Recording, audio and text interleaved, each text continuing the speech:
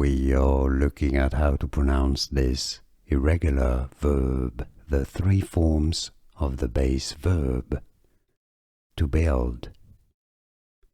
Build, the past tense or past simple, is pronounced as built.